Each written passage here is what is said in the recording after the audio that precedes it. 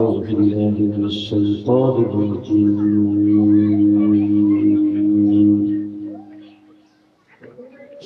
بسم الله الرحمن الرحيم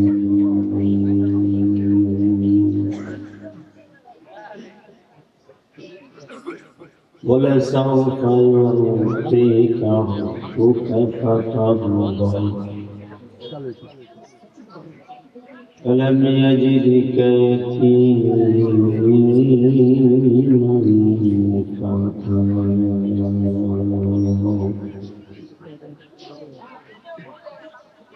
قال الله تبارك وتعالى وإنك لعلى خلق عظيم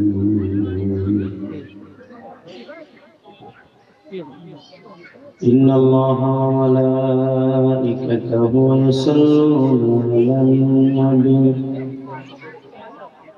يا أيها الذين آمنوا صلوا عليه وسلموا تسليما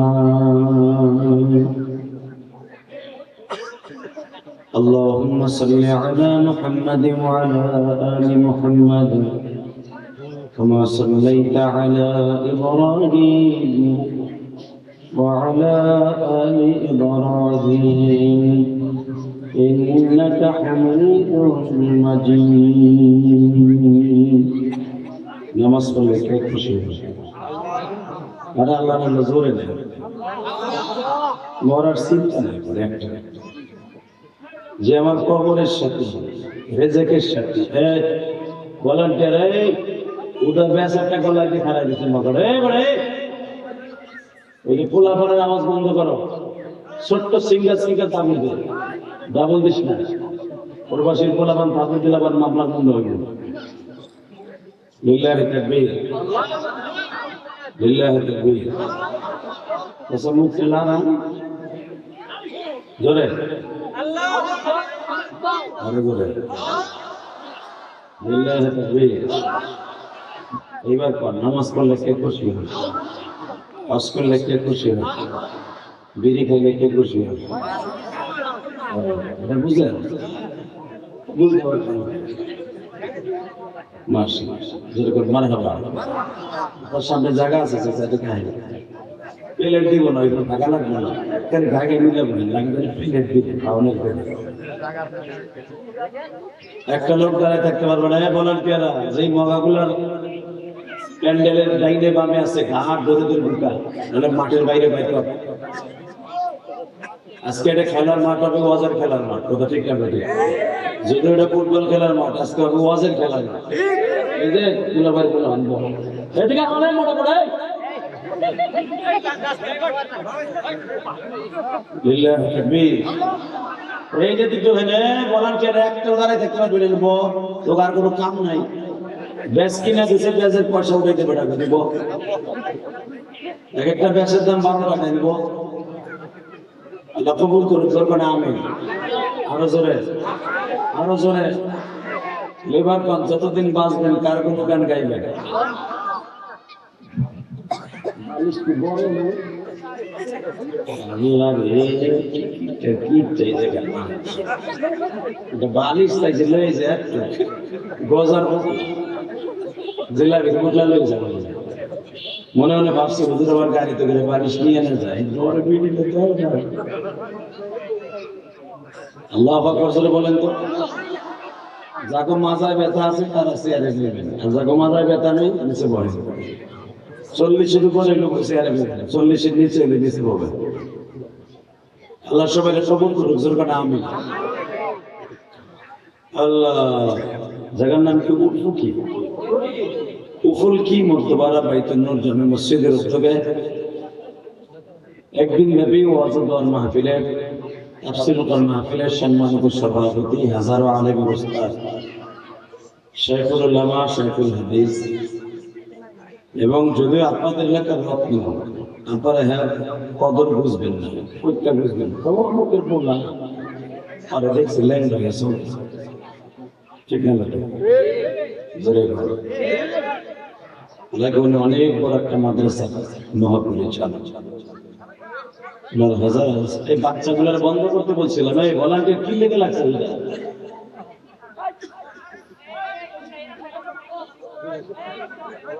আজকের মাহফিলের সম্মানিত সভাপতি আল্লাহর মাওলানা আবুল কাসেম নামাত বরকাতুল্লাহ আলাইহি হাজার মারহাবা। আল্লাহ হুজুরকে যতদিন বাঁচে রাখবে ইমান ও আমলের সাথে রাখবে। কত মানুষ বড় আলেম মৃত্যুর সময় দেখা গেছে হয়তো যার জীবনে এমন একটা ভুল করছে, বেঈমান হয়ে মরে অনেক ইতিহাসে পাওয়া যায়, কিন্তু আলেম সাধারণত বেঈমান কম হয়। যেরকম মারহাবা আল্লাহ হুজুরকে ইমান ও আমলের সাথে সিহাতে তৈয়বার সাথে মৃত্যুর আগ পর্যন্ত কবুল করুন। আজকের মাহফিলের প্রধান অতিথি আপনাদের এই জামুরখি ইউনিয়ন পরিষদের 2 নং ওয়ার্ডের 2 নং ইউনিয়নের সম্মানিত চেয়ারম্যান জনাব DM মতিন কে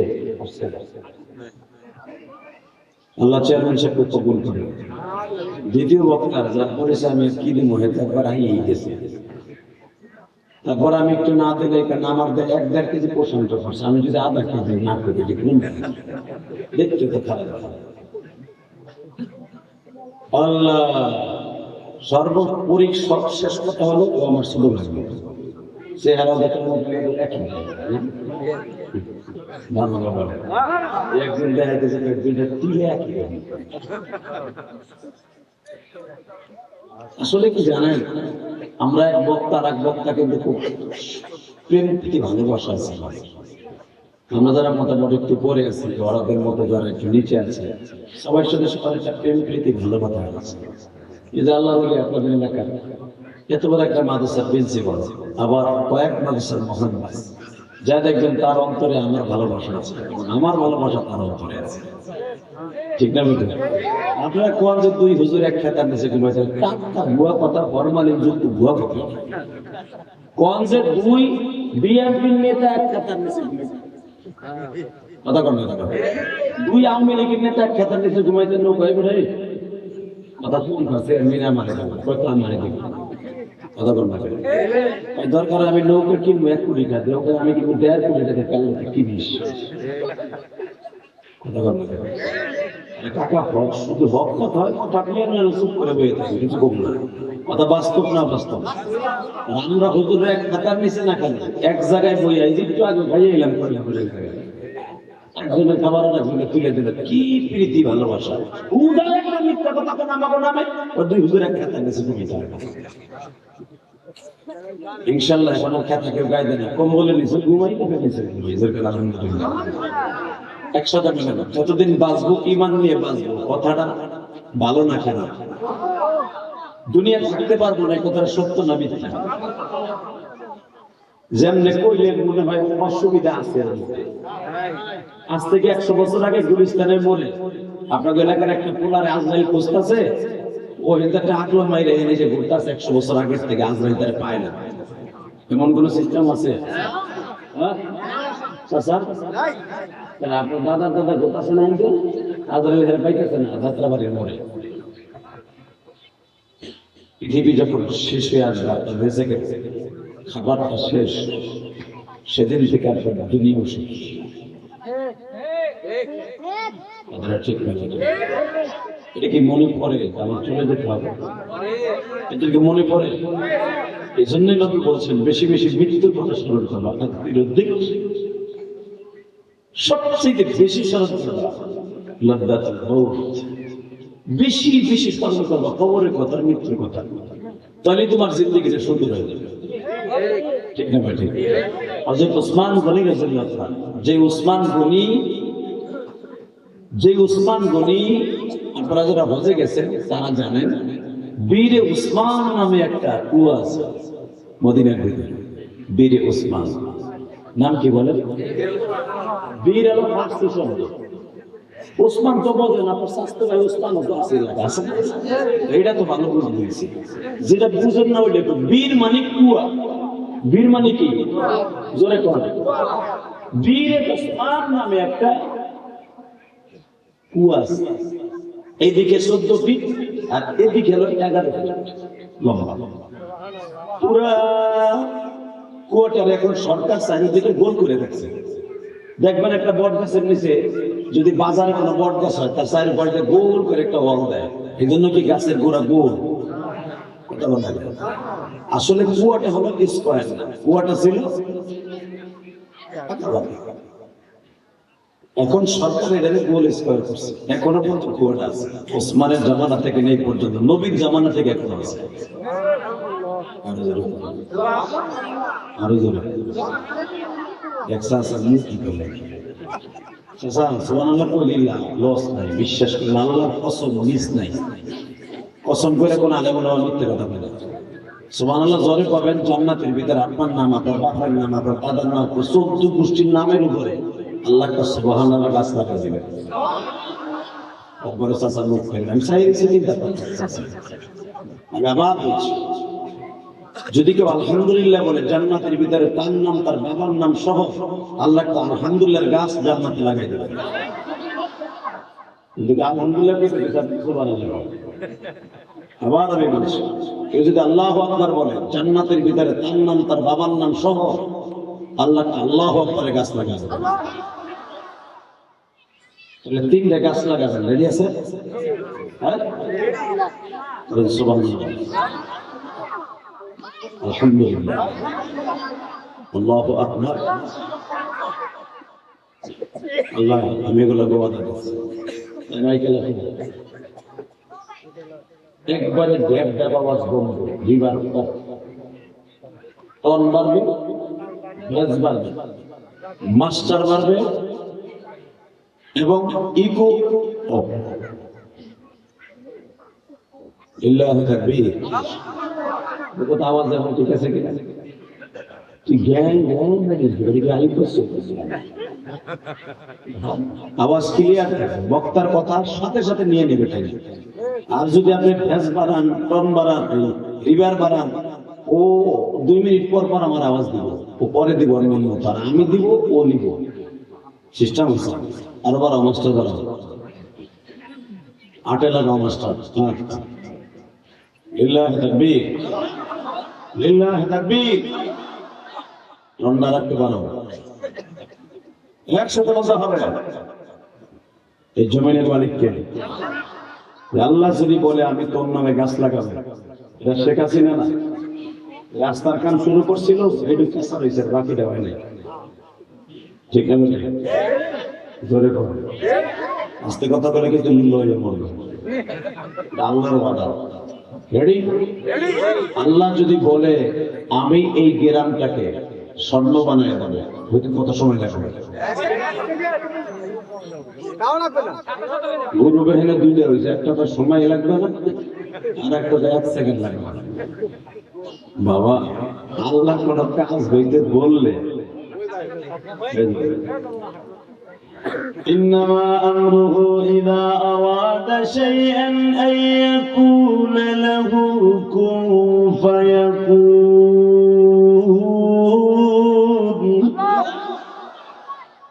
আল্লাহ জোরে কইছেন না, আমি কিন্তু কইতে কইনি, জোরে কইছেন না, জীবনে হার্টের রোগ থাকবে না। সমস্ত রোগের ঔষধ কিন্তু কোরআন শরীফ। ওয়ানাজ্জিলু মিনাল কুরআনি মা হুয়া শিফা। সব রোগের ঔষধ হলো আমার আল্লাহ কোরআন বানাই দিয়েছে। এবারে সুবহানাল্লাহ আস্তে করে ব্যবহার করছি, সমস্ত রোগের ঔষধ হলো কোরআন। সূরা ফাতিহা ইমাম তানভী রাহমাতুল্লাহ আলাইহি বেহেশতে গওহারের মধ্যে দেখবেন, বেহেশতে গওহার 11 খণ্ড, আল্লাহর কুতুব হাকিমুল উম্মাত মুজাদ্দিদ জামান আল্লাহর কুতুব লেখছেন, পুরাটাই কবিরেছে। এটা ঘরে কিনে নিয়ে আসবেন, বেহেশতে গওহার 11 খণ্ড। তো আল্লাহর কুতুব লেখেন কোরআন শরীফের মধ্যে একটা সূরা আছে, সূরা ফাতিহা। এই ফাতিহা হলো 380টা রোগের ঔষধ। তার ভিতরে মেন কোন রোগের কথা বলে দিয়ে যাই আমি নিজে মোতাবেক করতে করে, যদি না হয় আমার উল্টা ফেলে ফোন করে কোন কিও সৌটু মৌলবী। 1 নম্বরে যদি কারো মারাত্মক ম্যালেরিয়া জ্বর হয়, টাইফয়েড জ্বর হয়, বাতের রোগ হয়, সূরা ফাতিহা 41 বার পড়ে গেলাসে ফুদিয়া পানি খাইবেন। 1 ঘন্টার ভিতরে আপনার জ্বর জীবনের তরে বিদায় নিয়ে যাবে। কিছু কিছু মহিলা আছে না, সত্যিকারী ব্যারাম আছে, খালি হুগাই যায় স্বামী গায়ে তুই হুগাই স্বাস্থ্য পারবো এই মোটা আওয়াজ দেখতে কি কুম্ভের মতো দেখা যায়, তোরে হিরোসির মতো দেখা যায়, তোরে কিন্তু তালাক দেবো সাল সালা।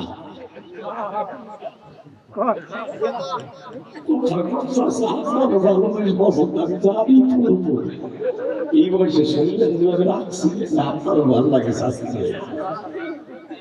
ভালো সবাই পছন্দ করে, কারণ আল্লাহুল জামিল ইউহিব্বুল জামাল। আল্লাহ নিজে কয় আমি সুন্দর পছন্দ করি, ঠিক না বেঠিক? মানুষ যে সুন্দর পছন্দ করে কি লেগে করে? আল্লাহই সুন্দর পছন্দ করে। এরপরে সুবহানাল্লাহ জোরে কয়, আল্লাহ পছন্দ করে সুন্দর। আর বুড়া বেটা বিড়ি খাইয়া জামাটার 30 জায়গা পুরাইছে বিড়ির আগুন দিয়ে, ওইটা পরে যায় জুমার নামাজ পড়ে। কথা কোন মানে পুরা দুর্গন্ধ পায়, ওই জামা পুরা 1 সপ্তাহ গায়ে দিছে, ওইটা পরে জুমায় যায়। আর যখন বিয়ে করে দাওয়াত খাইতে যায়, আলমারিতে নতুন জামা পাই ঘুরে যায়, কপালে জুতার বাড়ি পুরা। মসজিদে যাও সেরা জামা গায়ে দিয়া, বিড়িতে পোড়া জামা গায়ে দিয়া, আর বিয়ে করে যাও নতুন জামা গায়ে দিয়া, জুতা দিয়ে ভাই গাইয়া। হালাকে আল্লাহ সুন্দর, আল্লাহর সাথে দেখা করবেন নামাজের মধ্যে সুন্দর জামা গায়ে দিয়া।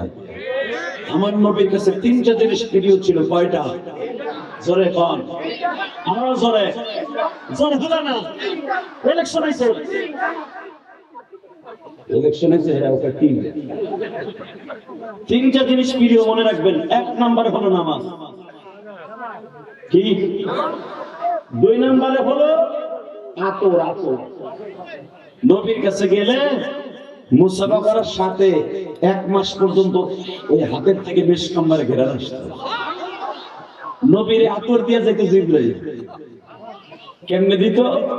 নবীর যখন আতরের দরকার হইতো, নবীর শরীরের মধ্যে আল্লাহ ঘাম দিত, ঘাম। আমার নবীর ঘাম এটা বিড়িখোরের ঘাম না, মদখোরের ঘাম না, যে মদের গন্ধ করবো। যেগুলো বিড়ি খায় এগুলোর ঘামের তো বিড়ি গন্ধ হয়। পায়খানা করে তুলে ওটা তো টাটকা বিড়ি গন্ধ হয়, পায়খানার গন্ধ বাং।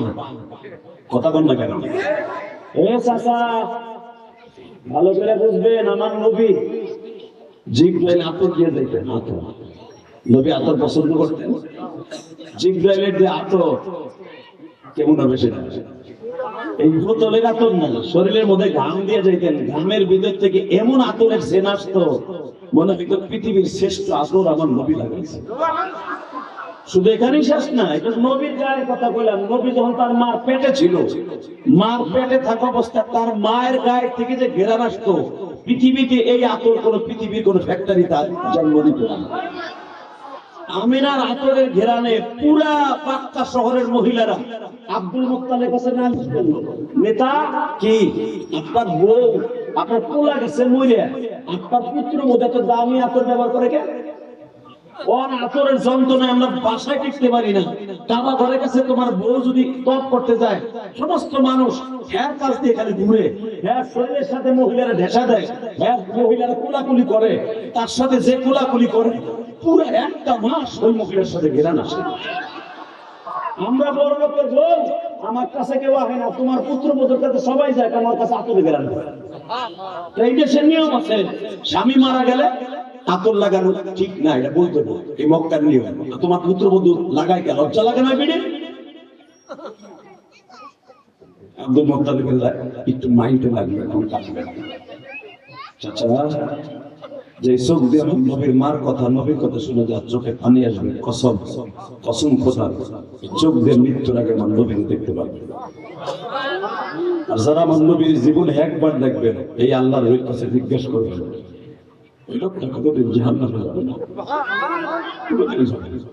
আল্লাহ দেখো তোমার বান্দাদের চোখের পানি রেডি হয়ে গেছে, এই দিনের বেলা সবার চোখের পানি সবাই দেখবে, তুমিও দেখবে। তুমি তো অন্ধকার জন্মে দেখো, যারাই তোমার নবীর কথা শুনে, তার মায়ের কথা শুনে কাঁদবে, তার মারে তোহমাত দিয়েছিল যে আমি এত কই পাই, এটা তো আমেনার আতর না আল্লাহ, এটা তো তোমার নবীর বন্ধুরা, তোমার বন্ধুরা, এটা তোমার বন্ধুরা, এটা বক্তার মানুষ জানতো না। বাজারে আব্দুল মুত্তালিবও জানতো, কিন্তু মানুষের অভিযোগগুলো আব্দুল মুত্তালিবের মধ্যে এমন ভাবে গাইতে গেল। আব্দুল মুত্তালিব পুত্রবধূ আমিনার ডাইকা বলে, মা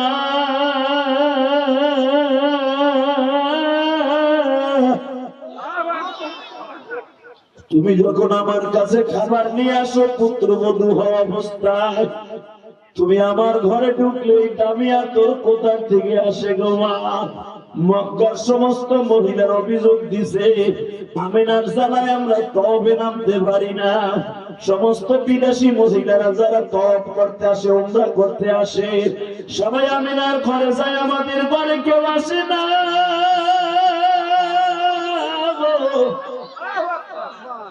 মা তুমি কোন ফ্যাক্টরির আতর লাগাও সবাই বলো। আমিনা চোখের পানি ছেড়ে দিয়ে বলে, আব্বাজি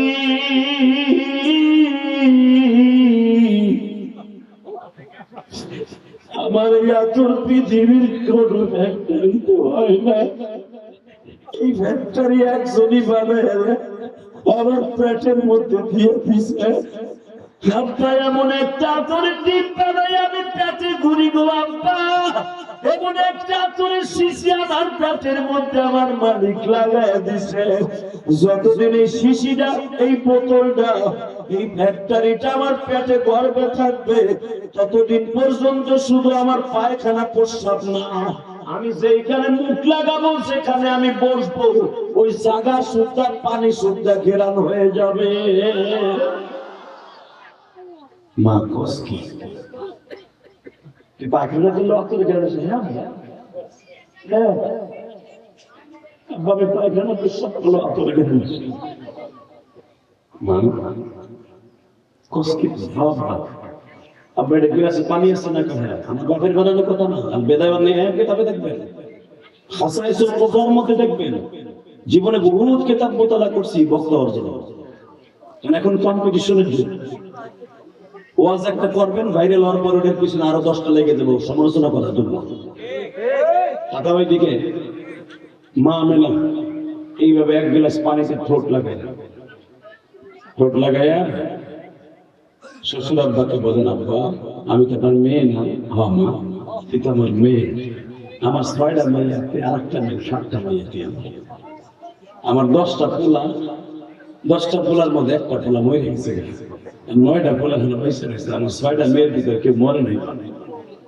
আমি শুধু আমার সব থেকে আসল জিনিসটি হারাই ফেলছি মা, যার জন্য আমার মক্কায় আমি দাম পাইছিলাম আব্দুল্লাহর জন্য। আব্দুল্লাহ যতদিন তোরে বিয়ে করে নাই মা, মক্কার সমস্ত মহিলারা বিয়ে বসার লাগে আমি আব্দুল মুত্তালিবের কাছে শত শত মহিলারা বইয়ে থাকতো, আমার আব্বা কইতো, আমার দামি দামি হাদিয়া খাওয়াইতো। যেদিন থেকে তোরে মদিনার থেকে বিয়ে করে আনলাম, আর মক্কা শহরে কোনো মেয়ে আমার কাছে আসে না, কারণ জানে তোর গর্ভে যে মধু আছে, এই মধু খাওয়ার লেগে সব মহিলারা পাগল ছিল। এই মধু তোর কপালে চলে গেছে, তুই শাকের মধু নিয়ে নিছিস মা।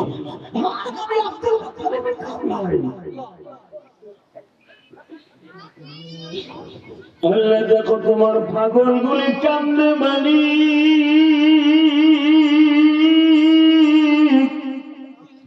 চোখের পানি কারো সঙ্গে বেইমানি করে না,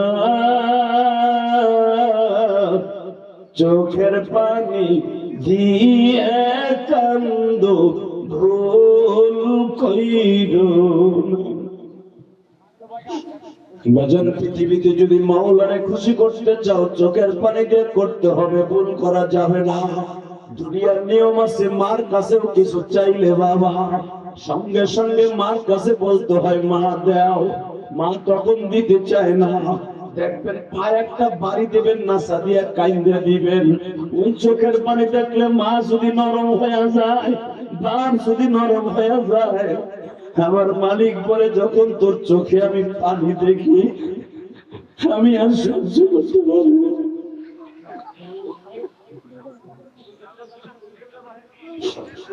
আমি আর সহ্য করতে পারি না।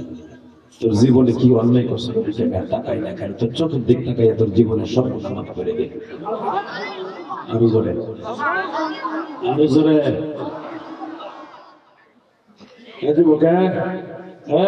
অনেক খারাপ হয়ে যাবে এদিকে ঢোক।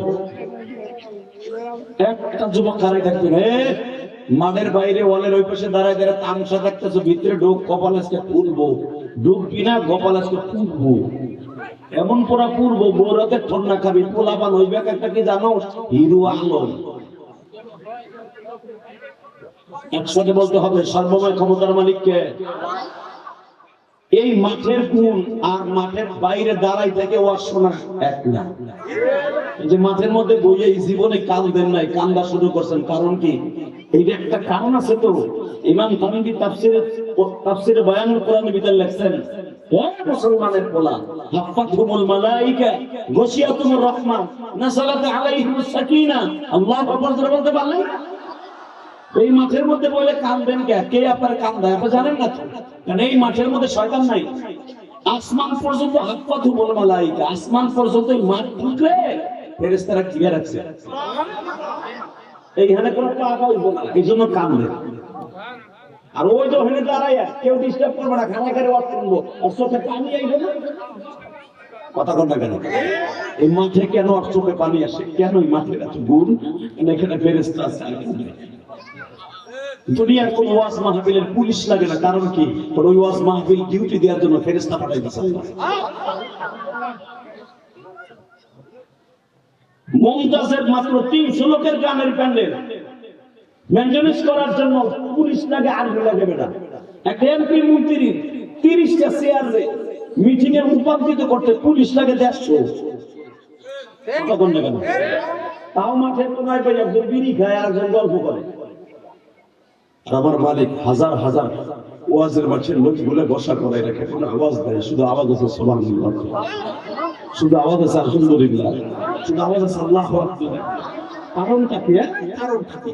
এখানে দুষ্টামি করার চান্স নাই। তুমি হাজার হাজার ফেরেশতা, লক্ষ লক্ষ ফেরেশতা আপনার এই মাঠটারে ঘিরে রাখছে।